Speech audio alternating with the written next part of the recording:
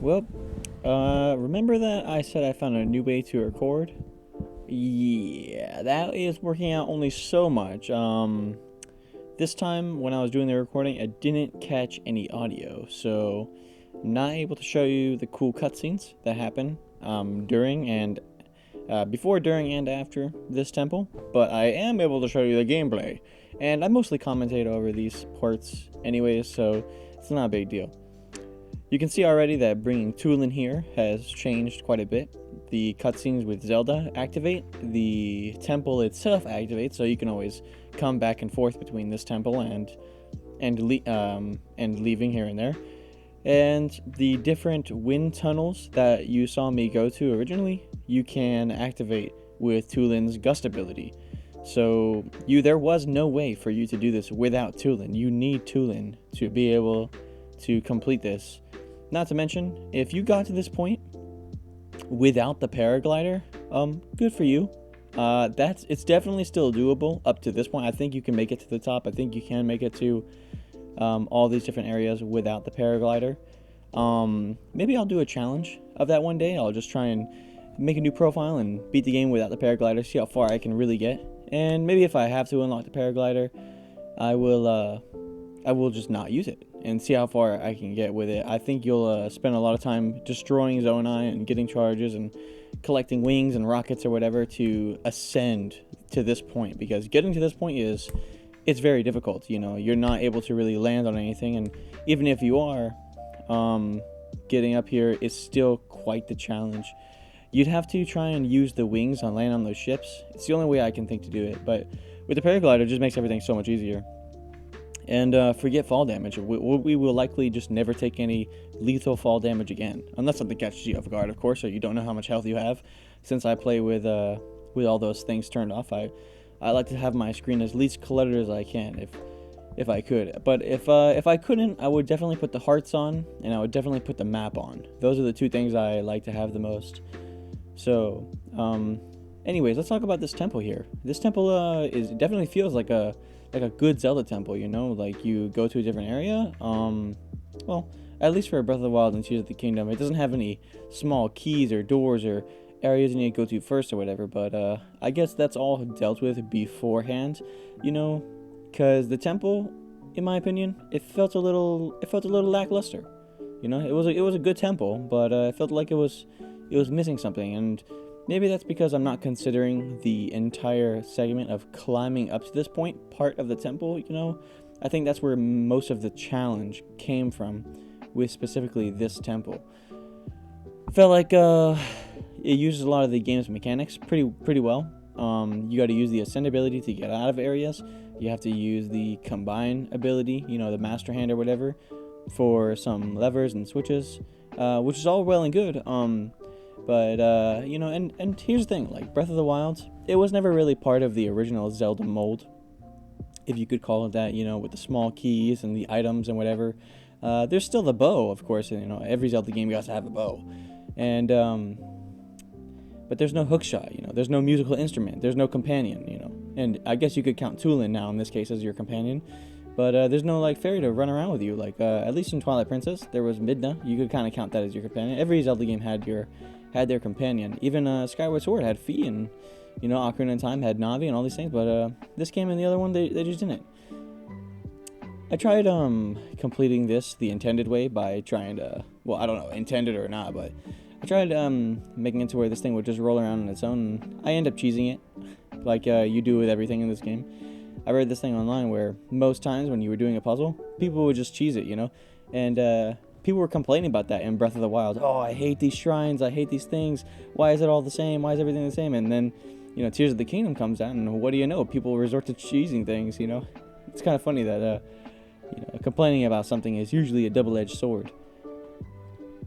Many of these fans were easy to find and easy to get to, maybe because the Zelda games I played when I was growing up, I was a kid, so these puzzles were maybe a little more difficult.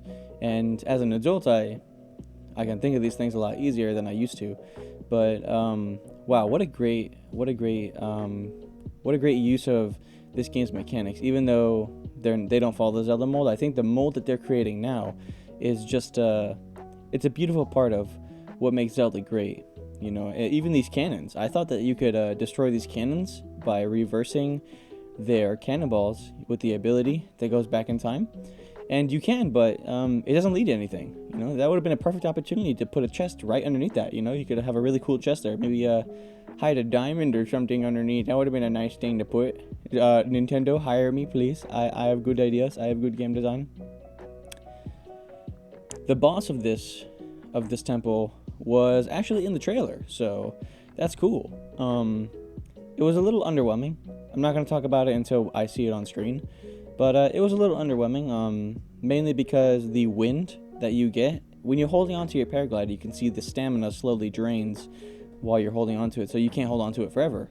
Not to mention, your altitude decreases over time.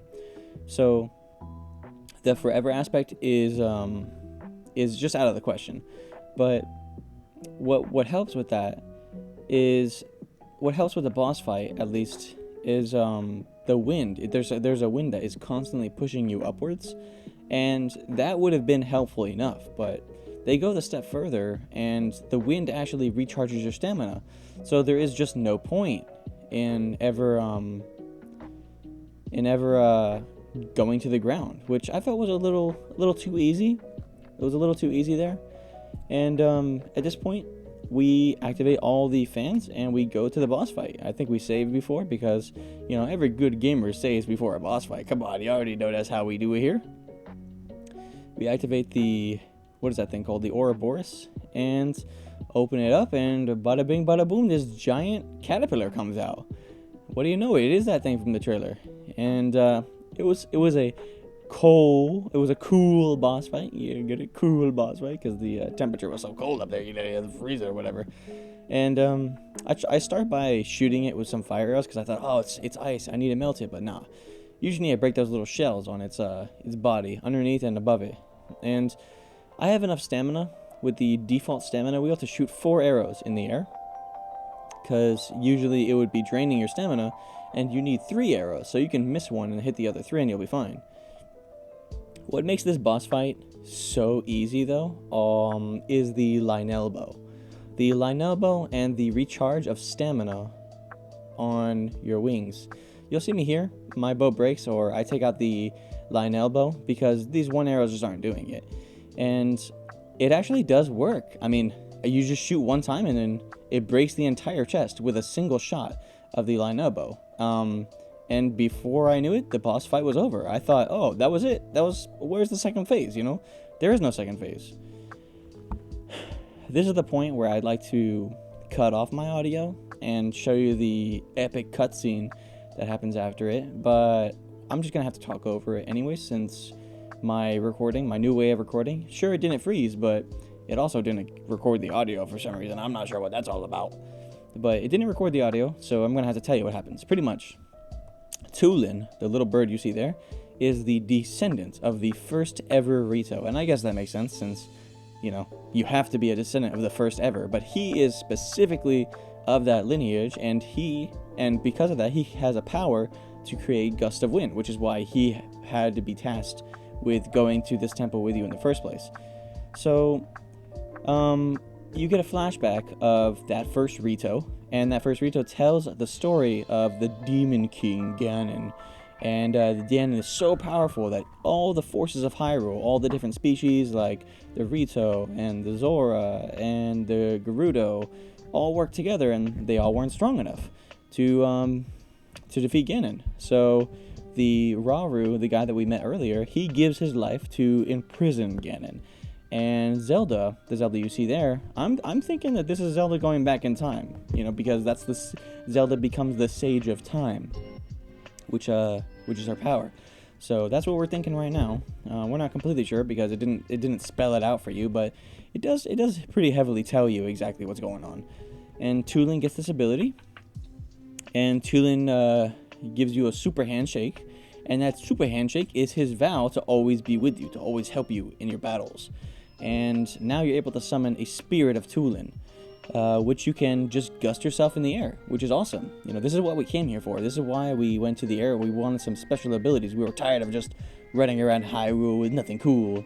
So now we have that ability and a cool ring to go with it. So there you go. There you go. That's it. We did the air temple, and let me just go on to say, it was a really great thing to go to the air temple. I think what I'm gonna do now is I'm just gonna do a lot of the shrines off camera. I'm gonna do a lot of the random exploration off camera. Maybe if I find something funny, I'll just record like a 30-second of it and put it up here or whatever. But I think what I'll do now is just do a lot of the menial tasks, a lot of the menial side quests or whatever, advance my profile quite a bit, and do the main things on camera, and do the main things, recording and putting them up here, because recording these smaller things, I don't think they're too important. I don't think they are too investing in the time. But I do think that I want to show you the Goron or whatever. So in the meantime, when you see me and I come back and I have like a whole stamina wheel or whatever, that's my goal. Get a whole stamina wheel. That's why. I'm probably gonna have some more hearts. I'm probably gonna have some more armor. Probably gonna have some more upgrades or whatever. But that's the goal. That's the goal for right now. Get some upgrades and continue from there.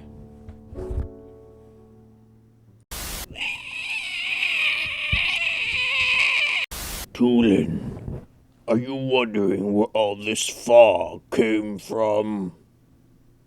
Pull my finger. This is getting out of hand. Now there are two of them.